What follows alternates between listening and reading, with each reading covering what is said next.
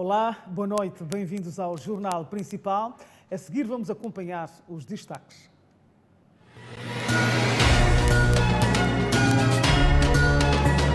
Ministro da Saúde afasta a possibilidade do envolvimento de funcionários do Instituto Nacional de Saúde no esquema de falsificação de testes da Covid-19. Restituído à liberdade o proprietário da Saseca, raptado em novembro do ano passado. Malfeitores roubam 2.000 meticais e tentam assassinar idosa no distrito de Mucuba, província da Zambésia.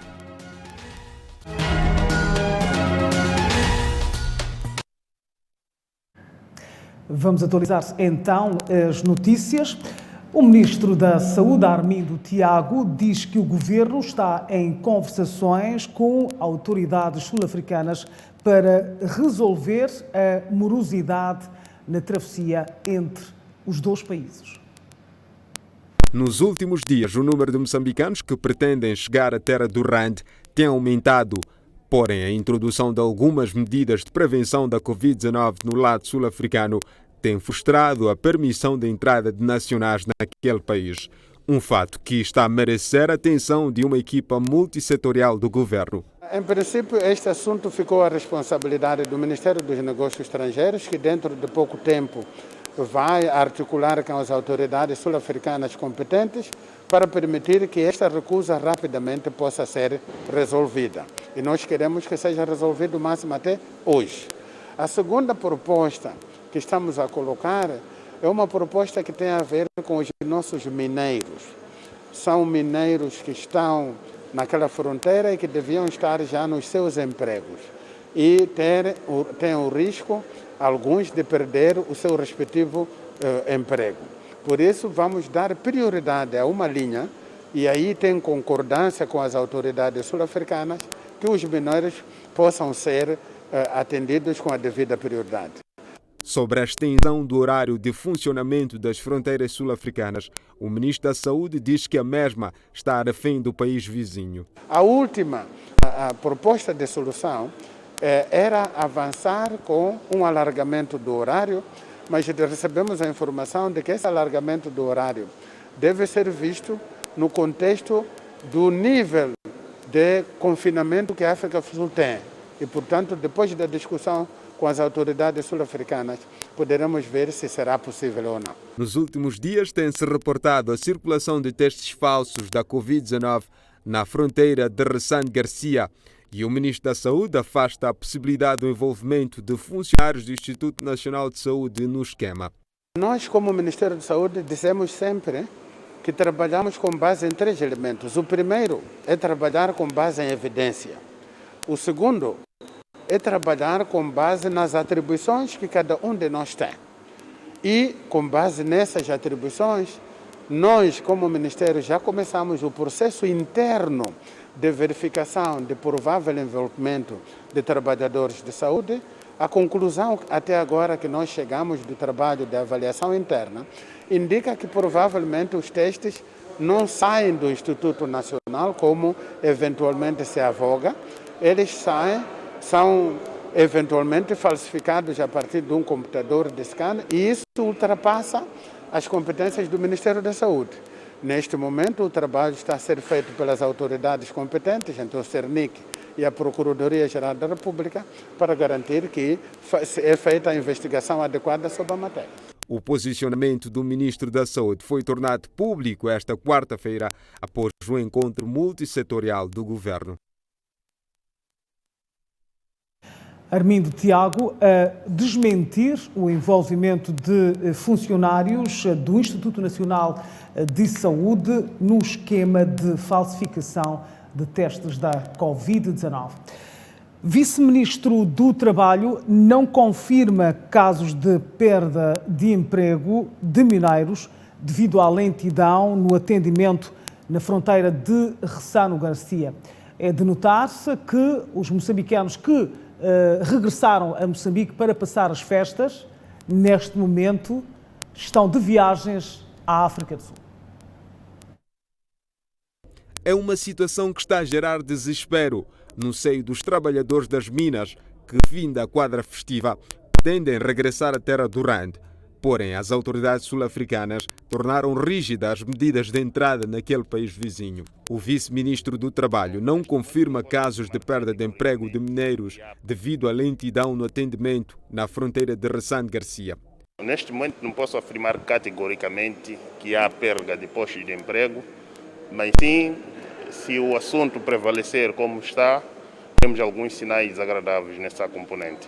Varnella garantiu que o governo está em conversação com as autoridades sul-africanas para resolver o problema. Nós temos um universo de mineiros ao nível da África do Sul, mas olhando para a componente não posso precisar porque os sinais são de forma isoladas. Uma mina diz que, olha, há uma ligeira demora dos mineiros, estamos a pedir que acelere o processo para que não haja perca de emprego. Como o nosso objetivo não é a perca de emprego, estamos a fazer tudo para responder de forma célere. Lembre-se que a entrada na África do Sul está condicionada à apresentação de teste negativo da Covid-19. Mas o problema maior prende-se ainda com o fato das autoridades sul-africanas recusarem os testes feitos no território nacional. Enchentes nas fronteiras moçambicanas pode impactar o desembaraço aduaneiro e pode agravar ainda mais o poder de compra dos moçambicanos naquele país vizinho, que é a África do Sul. Numerosidade na travessia de pessoas, bens e produtos que se registra na fronteira de Ressane Garcia nos últimos dias, na concepção de Dionísio Domingos, está a reduzir ainda mais o poder de compra e encarecer o custo de vida. Os transportadores de produtos de bens de primeira necessidade, que de certa forma acabam saindo-se prejudicados, não só estes, mas também o consumidor final, e na medida em que os preços vão tender a ser inflacionados, subida degenerada de preços, que de certa forma acaba acarretando os custos e o consumidor no final do dia acaba não aderindo ao produto e o resultado é o apodrecimento, a deterioração das matérias e trazendo prejuízos para as famílias moçambicanas. E não só famílias moçambicanas, o próprio Estado também poderá sair desfavorecido neste cenário. A fonte lembra que a dependência extrema de Moçambique para com a vizinha República da África do Sul na aquisição de produtos de primeira necessidade exige soluções locais para evitar um eventual colapso comercial.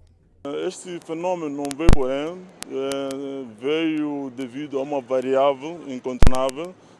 Todos nós sabemos, estamos a falar do cenário da pandemia da Covid-19. A África do Sul neste momento está em lockdown e sendo Moçambique país dependente maioritariamente sobre a África do Sul, é preciso que localmente o nosso governo comece a pensar em estratégias locais. É preciso começar a criar umas estratégias a médio, a longo prazo de investimento local, no que tange nos produtos de primeira necessidade e vice-versa. Ademais, apela ao entendimento bilateral entre os dois governos para desbloquear os impasses predominantes e assim conferir maior fluidez de mercadorias, cargas e circulação de pessoas. É preciso que haja um entendimento bilateral sobre os dois governos no que diz respeito nesta época, nesta fase difícil para todos os países do mundo, da África, não só de Moçambique, para que garantam a circulação de matérias, sobretudo matérias-primas para a sobrevivência. As relações econômicas no momento podem ser prejudiciais para Moçambique nesse sentido. Então é preciso que os governos, por via destes ministérios dois que regulam o circulamento de bens e serviços, encontrem um meio adequado no que diz respeito a quais são as prioridades, quais são os ganhos que Moçambique poderá ter ou tem perante este relacionamento bilateral no âmbito do comércio internacional e poder verificar o que é que nós precisamos como necessidade e poder se cumprir nesse sentido. Nos últimos dias, a morosidade no desembaraço de mercadorias, cargas e circulação de pessoas tem sido condicionada pela polícia sul-africana. Apesar de haver enchentes nas fronteiras sul-africanas, o Terminal Internacional Rodoviário da Baixa registra a redução drástica de viajantes para África do Sul. De referir que as enchentes que se verificam nas fronteiras moçambicanas são de viajantes que têm viaturas particulares. Este é o cenário de abandono registrado na manhã desta quarta-feira no terminal rodoviário internacional da Baixa. Viaturas vazias e sem previsão de partida ao país vizinho, a África do Sul. João Albano, transportador da rota Maputo-Rustenburgo, acredita que os passageiros estão receios em viajar devido à morosidade na travessia de Ressano Garcia, um fenômeno que resulta no endurecimento das medidas de prevenção da Covid-19 do lado sul-africano. Estamos mal porque temos carros que saíram daqui no sábado. Até aqui ainda não conseguiram atravessar a fronteira. Estão a ver, isto aqui é um deserto porque antes isto aqui podia haver pessoas que vai para lá, sei lá o que. Nós também saímos, nós não dormíamos em janeiro, nós conseguimos descansar bem em fevereiro ou março, mas agora estamos aqui para bater mosca. I can say it's difficult. It's not the same like it was before. Maybe those people who are working in the project, they must make a plan. Because now when we go to the project, we usually take maybe a day. Now it's more than a day. We take 2 days to get to go to South Africa. O fenômeno está a agravar a já difícil situação dos transportadores no contexto da pandemia, afirmam os entrevistados. Estamos realizados, não vale a pena discutir mesmo, todo mundo estão a ver isso aqui, todos os canais estão a ver a fronteira. If there's no people here, we can't have money. We don't get anything now because I don't know what they must make a plan. Esta viajante, de nome Albertina Obis, tem alternativa para contornar a situação. Sei da enxerga que está na fronteira, só que eu vim aqui para tentar apanhar estes táxis pequenos de locais que conseguem passar direto para a fronteira. E a filha de Albertina Obis, que veio a Maputo para passar a quadra festiva, não vê o tempo para chegar no território sul-africano. I was here just to get Christmas through, you see. I was here to enjoy my holidays with my mother and my family here in Mozambique. And now I'm going back, but it's too difficult because we can't get taxis to get to South Africa. Mas acabam por desistir da viagem, visto que o transporte alternativo de que se referiam tardou a chegar à terminal da Baixa. Lembre-se que as autoridades sul-africanas exigem um teste negativo do novo coronavírus para entrar naquele país, fato que tem originado congestionamento. Algumas multinacionais começam a retirar funcionários da província de Cabo Delgado devido ao terrorismo. E o economista diz que o fenómeno já impacta o desembaraço, aliás, já impacta e pode precipitar o recuo de prospecção de gás e consequente recessão da economia nacional. Na opinião do nosso entrevistado, a retirada de parte dos trabalhadores da petrolífera constitui um aviso de que a economia poderá observar uma recessão e frustrar o alcance da previsão de crescimento, estimado em 2,1%, e uma inflação de 5%. O total está paralisando os seus trabalhos, está diminuindo a mão de obra dos colaboradores. Não estamos a acelerar a economia, estamos com princípios de desaceleração. Então, é muito difícil pensar de aceleração neste sentido. Estamos a dizer que estamos a piorar cada vez mais por causa de algumas variáveis incontornáveis, por exemplo, as calamidades. Então, estamos num cenário duvidoso no que diz respeito a perspectivas positivas. Então, assim sendo, a questão da macroeconomia, a questão do aumento que esperava-se do produto interno bruto será relativamente baixa. E a nível macro é preciso que, esperamos desemprego a nível das famílias e isto pode causar situações de desestabilização da sociedade moçambicana.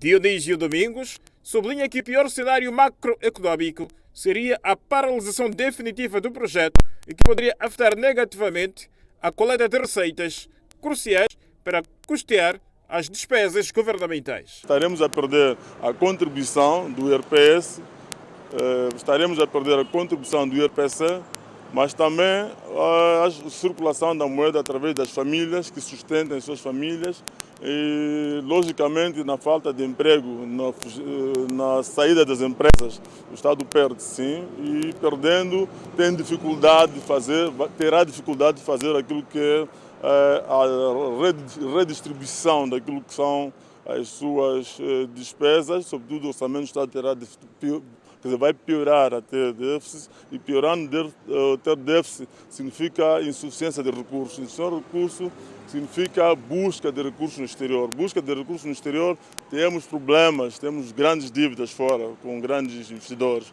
e não estaremos cada vez mais a afundar o país. Face ao cenário alarmante e pouco animador para a economia, o economista alerta ao governo para a necessidade de busca e implementação de soluções locais para evitar a instabilidade social. Então, incentivo o Estado moçambicano para fortificar aquele cenário. Primeiro, o aspecto político-legal tem que ser resolvido com a mais urgência possível e começar a fazer criação local de postos de emprego através de investimentos no que diz respeito ao financiamento de pequenas e médias empresas e empreendedores locais. As ameaças. Desde que os ataques eclodiram nas proximidades do empreendimento da petrolífera Total, a firma já evacuou mais de 600 trabalhadores.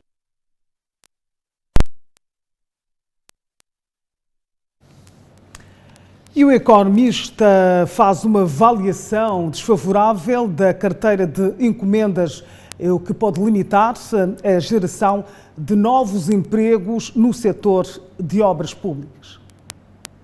A avaliação desfavorável da carteira de encomendas no setor da construção e obras públicas reduziu a possibilidade da geração de novos empregos. Cerca de 39% de empresas do setor registrou no mês de referência alguma limitação no desempenho normal da sua atividade, o que representou 9% de diminuição de empresas em dificuldades face ao mês anterior. Os principais obstáculos do setor continuaram a ser a baixa procura em 48%, a falta de acesso ao crédito em 15% e os outros fatores não especificados situados nos 24%. No comércio, a apreciação positiva da perspectiva da procura suplantou assim a atividade atual e procura corrente que foram avaliadas negativamente no mesmo mês de referência. Cerca de 44% das empresas do comércio enfrentou algumas dificuldades no desempenho da atividade em novembro, o que correspondeu a 13% de diminuição de empresas do setor com limitação da atividade face ao mês anterior. Os principais fatores continuaram a ser a baixa procura em 36%, a concorrência em 20% e os outros fatores não especificados situados em 25%. Já no setor de serviços não financeiros, continuou com um aumento de ritmo ligeiro, tendo mesmo assim o respectivo saldo se situado abaixo da média da sua série temporal. Essa conjuntura favorável do setor deveu-se à avaliação positiva das perspectivas de faturação, facto que suplantou a atividade atual e a perspectiva da procura que diminuiu no mesmo mês de referência. Cerca de 48% das empresas deste grupo de atividades foi afetado por algum obstáculo no mês de referência, o que correspondeu a 8% de diminuição de empresas do setor com alguma limitação de atividade face ao mês anterior. Essa situação foi influenciada principalmente pela baixa procura, estimada em 36%, concorrência 18%, falta de acesso ao crédito 14% e por outros fatores não especificados, situados em 23%. O proprietário do grupo Saseca volta ao convívio familiar após mais de um mês em cativeiro. Nos finais de novembro de 2020, a TV Sucesso noticiou em exclusivo o sequestro do empresário do ramo comercial e proprietário da cadeia de lojas Sasek, identificado por único nome de Manaf, de 54 anos de idade. O sequestro deu-se no bairro Magua de Dissé, arredores da cidade de Maputo. Após o rapto do empresário, o armazém que estava sob sua gestão, localizado no bairro da Mafalala, ficou temporariamente encerrado. Já se encontra entre o convívio familiar, o empresário e o proprietário do grupo Saseca, que havia sido sequestrado no dia 27 de novembro de 2020 na cidade de Maputo. Não se sabe ao certo em que circunstância ocorreu o resgate, se houve pagamento de valores monetários ou foi graças à intervenção da Polícia da República de Moçambique. As imagens são de Valdo Massing, Maringuenha, para a TV Sucesso. Um jovem de 28 anos de idade morre por enforcamento após o desentendimento com a esposa na cidade de Chimoio, província de Manica. Eram felizes, mas o jovem de 28 anos de idade não acreditava na fidelidade da companheira e o ciúme tomou conta. Depois de um desentendimento, o finado que residia no bairro Francisco Manhanga decidiu colocar um ponto final na sua vida. Me bater daqui sai daqui, eu daqui não saio. Ele disse que não sai daqui. Ontem me girou de cá, não dormi em casa, fui dormir em casa de minha irmã. E então, quando eu cheguei mais aqui em casa, começou a brigar mais comigo, a dizer que você sai da minha casa. Eu disse que eu não vou sair daqui, ele logo me bateu. Quando me bateu, eu disse que eu estou saindo, não tem problema. Quando eu saí, na hora que eu saí, fui até em casa de minha amiga. Cheguei, não pode chegar aqui, vai dormir lá. Já não precisa mais aqui. Que ela levar roupa, disse que deixa roupa, não pode levar nem roupa que você vai levar. E quando eu saí, fui dormir em casa de minha amiga. Quando eu recebi essa informação, mas não é a primeira vez ela se folcar. A mãe é das poucas pessoas inconsoláveis, chora pela perda. Chegou o Nelson, está assim. Eu não falei com ele, Nelson, só ontem lhe vi. Então ele chegou em minha casa, disse, eu estive com gangue com minha mulher. Só. Ele falou assim, eu não sabe. Eu não sei. Os vizinhos dizem ter acordado assustados porque nunca esperaram que este desentendimento poderia causar luto. Era um lar sempre de briga e há um ano que eles estavam separados. E retornaram-se e daí houve essa briga, a última essa que culminou com a morte. Porque ontem estava conosco ali na praça, só que de repente recebemos a informação que ele perdeu a vida. Ele se enforcou do estado que está a ver, ele está ali. Acho que tenha discutido com a esposa e não aguentou, logo ele se enforcou. Até o fecho desta edição, o corpo era antes de ser removido porque aguardava-se pelos profissionais do Serviço Nacional de Investigação Criminal. Desconhecidos roubam 2.000 meticais e tentam assassinar uma idosa no distrito de Mucuba, província da Zambésia. Munidos de instrumentos contundentes, indivíduos em parte incerta escalaram a residência da idosa em Mujeba, distrito de Mucuba, roubaram 2.000 meticais e depois colocaram uma corda no pescoço da vítima para fazer transparecer que a morte foi por suicídio.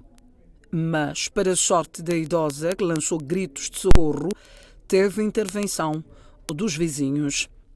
Nos surpreendemos.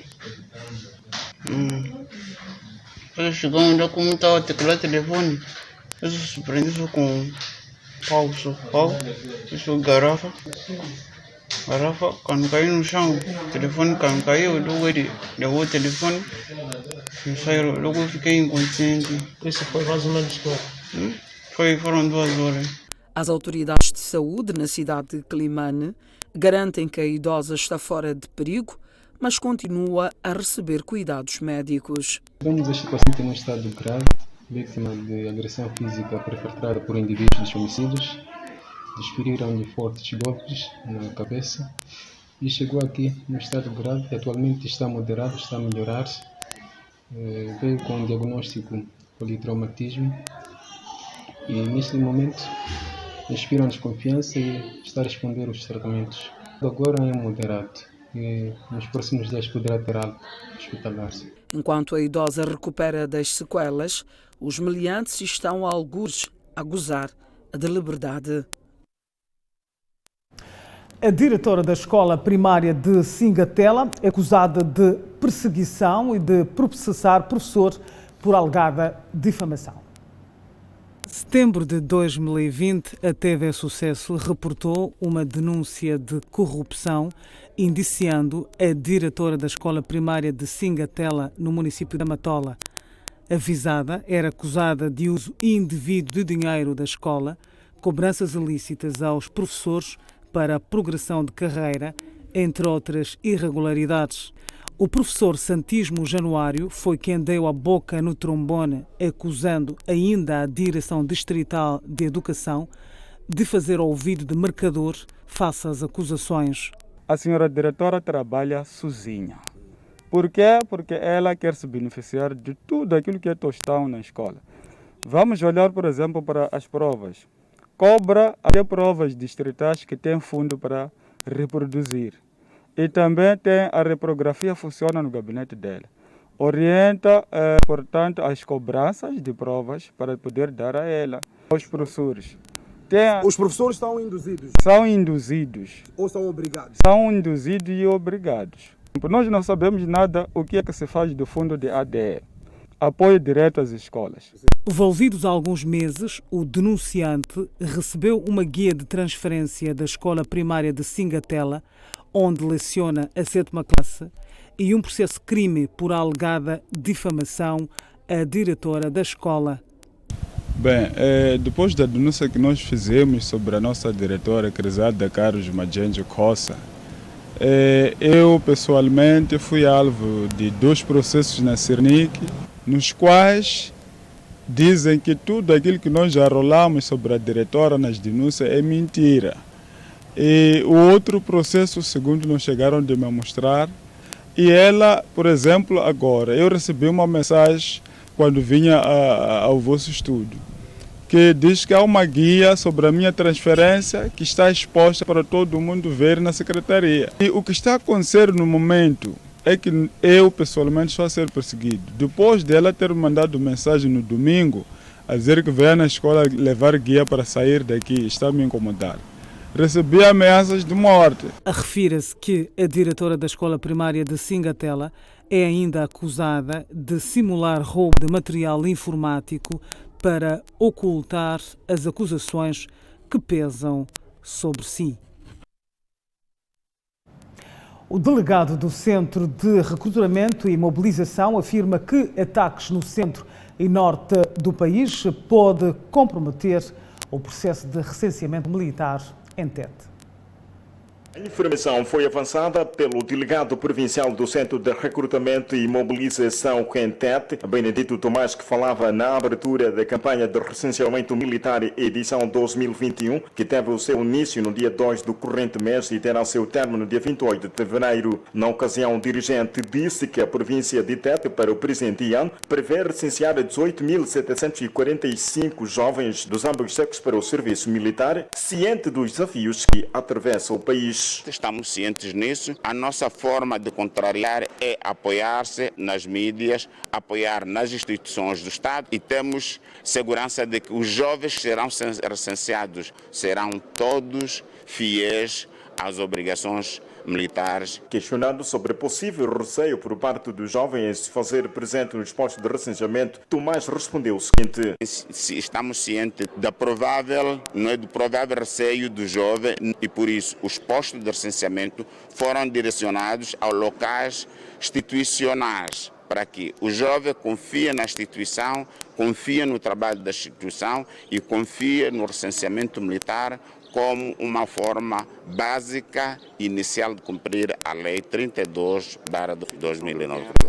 Este agente recenseador é otimista em alcançar a meta planificada. Falando de meta, vamos atingir a meta. Porque agora o jovem não se sente obrigado, já sabe a necessidade do recenseamento e o valor do recenseamento. O jovem já sabe que o recenseamento não é só fator de imediato ir às Forças Armadas. Importa realçar que o processo de recenseamento militar edição 2021 abrange jovens que nasceram em 2002 ou completam 18 anos. A União Desportiva do Songo está eliminado das Afrotaças, uma notícia para acompanhar neste jornal. 12 estabelecimentos comerciais multados em mais de 700 mil meticais por diversas irregularidades durante a transição do ano. Mais de 12 estabelecimentos comerciais foram multados pela Inspeção Nacional de Atividades Econômicas INAI-ENTET na transição de 2020 por diversas irregularidades no exercício das suas atividades, valor este avaliado em mais de 700 mil meticais. Esses dados foram dados a conhecer por Eduardo Matanque, delegado da INAI-ENTET, falando numa entrevista à TV Sucesso no âmbito dos trabalhos desencadeados pela instituição nos últimos dias do ano passado. As irregularidades, na sua maioria dessas multas que nós aplicamos, é especulação de preço. Do açúcar, do óleo, indício de especulação de preço, do arroz, entre outros produtos, em que os próprios proprietários não nos apresentaram a fatura de aquisição destes produtos. Então, se não nos apresentam a fatura de aquisição desses produtos e o preço desses produtos, significa que há especulação de preços. Noutro desenvolvimento, o delegado da INAI disse que, no mesmo período, foram encerrados estabelecimentos que desobedeceram às medidas recomendadas pelas autoridades. As irregularidades, primeiro, dos estabelecimentos que foram encerrados por causa da realização do Réveillon, que não estavam autorizados. Primeiro, não estavam autorizados. Se não estavam autorizados, significa que não tinham criado as condições mínimas sanitárias, que dizia o distanciamento, a lotação, porque para a realização desses eventos existem lotações específicas ao ar livre e locais fechados. Entretanto, Matanque salienta que, neste momento, aperta as máquinas por forma a desencorajar os incumpridores. Então, há um trabalho exaustivo que vamos voltar a fazer, que é em relação às escolas. É a prioridade número 1. E estamos na situação de que voltarmos a monitorar a situação dos preços, a nível geral, vermos a situação das balanças. Vamos fazer um trabalho, já estamos a fazer até com relação aos combustíveis também. Já estamos a fazer o trabalho, estão selados, aqueles em trânsitos como aqueles que vão fornecer a nível da nossa província. Refere-se que a Inspeção Nacional das Atividades Econômicas INTET, no ano transato, fiscalizou mais de 800 estabelecimentos comerciais dos 300 planificados. Cerca de 2.000 habitantes da Unidade 18, no bairro da Cerâmica, na Beira, denunciam fornecimento de má qualidade de energia. Este é o posto de transformação 236 em Cita, no bairro de Inhamisua, onde, para além de garantir corrente elétrica a uma parte daquela zona, fornece igualmente a cerca de 2.000 habitantes da Unidade 18, no bairro da Cerâmica, na cidade da Beira. Como não bastasse, ainda alimenta quadros elétricos de inúmeras famílias das unidades 17, 19 e 20, o que torna a energia fraca. É um caso que já vem há mais ou menos 3, 4 anos atrás. Já contactamos o chefe do departamento da IDM, na voz do senhor o engenheiro Andres. Já nos prometeu por muitas vezes que viria para aqui para vir nos solucionar esse problema. Mas mesmo assim, até hoje. Com isso, os residentes daquela área têm vindo a somar prejuízos. Nossas televisões estão a queimar, congelador está dentro arrumado, até ratos estar a estragar todos os fios, porque não temos energia suficiente para poder ligar os nossos aparelhos. Que até agora que estou a falar, temos carne que nós estamos a enterrar, porque os congeladores não estão a conseguir nada.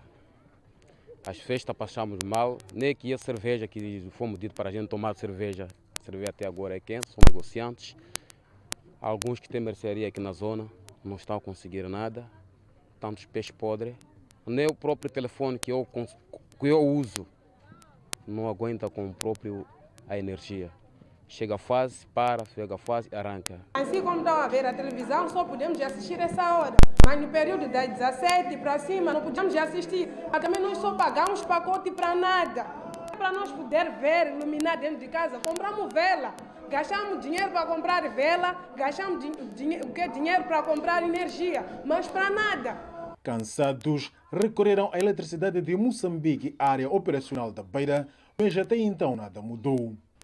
O estranho é que a última vez que fomos para lá, apareceu-nos a nos dizer que aquela vossa zona há um projeto que há de vir aí para poder reforçar a rede.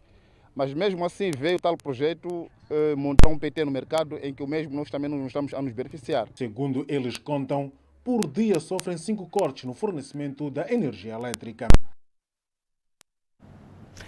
18.000 habitantes do bairro de Inhamisua, na cidade da Beira, clamam por água potável.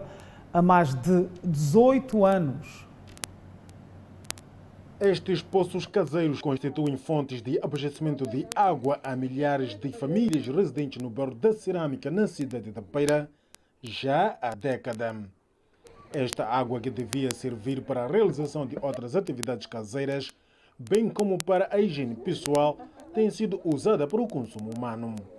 Essa água que a gente bebe, água suja, nós costumamos beber assim mesmo.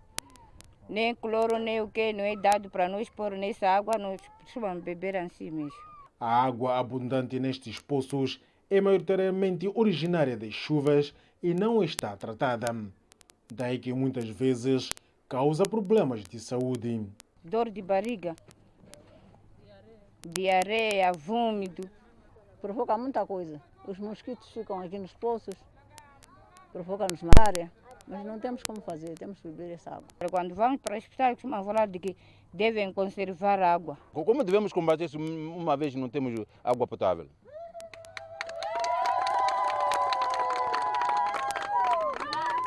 É impossível. Na época seca, o problema é da escassez, porque poucos poços são atravessados por um lençol freático. E aqui no tempo de seca, a partir de julho para agosto, até setembro, outubro, novembro, nós passamos mal. E ficamos nas bichas de água. Nas bichas de água, a partir das 3 horas de madrugada até 20 horas, à procura de água. Há pessoas que às vezes saem dos poços sem água.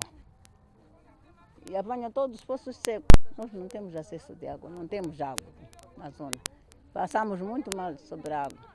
Preocupados, dirigiram-se ao FIPAG, mas foram prometidos que o problema seria solucionado num curto espaço de tempo com a inauguração do centro distribuidor de Inhamisua.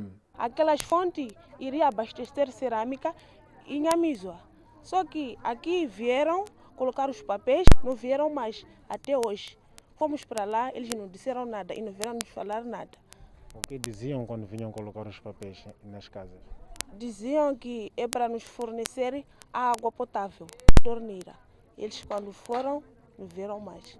E nós também tentamos ir para lá, disseram que não podemos pôr torneiras lá, porque a zona está em cima, está embaixo. Queríamos que o governo visse nós de verdade. Os filhos dele, o povo dele, do jeito que estão a viver.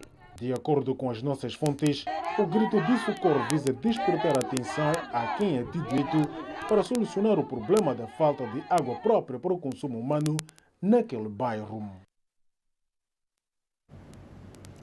Mais de 600 de um universo de 1000 alunos da primeira classe já foram matriculados para o ano letivo 2021 na cidade de Climane. A informação foi avançada pelo diretor do Serviço Distrital de Educação, Juventude e Tecnologia de Climane, Rejone Bombino, que fez saber ainda que o número de matriculados é referente a 36 escolas existentes no distrito de Climane. Para o caso concreto das matrículas da primeira classe no distrito, até a data nós alcançamos uma percentagem de 4% ao matricularmos, ao serem matriculados até aqui 642 alunos. Portanto, como podemos ver, este número corresponde a matrícula de alunos em 36 escolas existentes em 17 ZIPs. Portanto, de um total de 124 escolas que nós já temos do ensino primário. Bombino disse que o setor espera matricular os 1000 novos ingressos previstos e, para o efeito, está a desenvolver campanhas de sensibilização aos encarregados de educação no sentido de levar as crianças à escola. Que, de uma maneira geral, estamos a fazer trabalho de mobilização, estamos a fazer trabalho de contacto com as comunidades, com os conselhos de escolas, para acelerar o processo de modo que entre mais alunos no sistema educativo. Portanto, naturalmente, a meta, nós esperamos que a meta seja alcançada. Na verdade, ao longo dos 3 anos que passaram, temos vindo a viver a mesma situação em que o processo arrasta-se é vagaroso, há hesitações agora, pior com a situação do Covid-19. Estamos a falar às comunidades que não podem hesitar de levar as crianças para a matrícula, porque o processo vai correr bem, porque temos agora a situação em que alunos estão a estudar, os da 7ª classe, retornar às aulas, o processo está a andar, porque a seriedade que é levada a cabo pelos gestores escolares faz com que os alunos da 7ª classe não tenham problemas até este momento. Importa referir que o processo de matrícula arrancou no dia 30 de novembro de 2020 e tem o seu término no dia 26 de fevereiro do ano em curso. E a União Desportiva do Songo foi eliminada da fase de acesso aos grupos da Taça da Confederação Africana de Futebol, ao deixar-se empatar a uma bola na recepção ao Napsa Stars, Futebol Clube da Zâmbia. O jogo desta quarta-feira teve 14 minutos de atraso no seu pontapé de saída, pois os resultados do teste de despiste da Covid-19 realizados pela turma do Napsa Stars apenas chegaram em cima da hora do jogo, visto que os zambianos recusaram-se a fazer o teste na segunda-feira, logo após a sua chegada à cidade da Beira.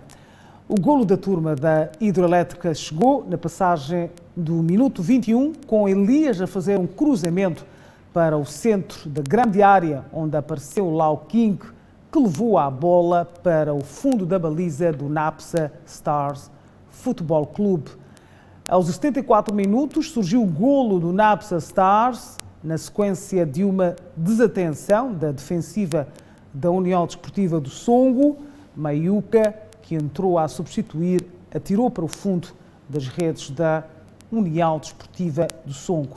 E com este resultado, Moçambique acabou por ver a sua segunda equipa eliminada nas afrotaças, depois do campeão nacional, o Costa do Sol, também ter ficado pelo caminho diante do Platino Futebol Clube do Zimbábue, numa época atípica, marcada pela não realização de competições devido à pandemia da Covid-19.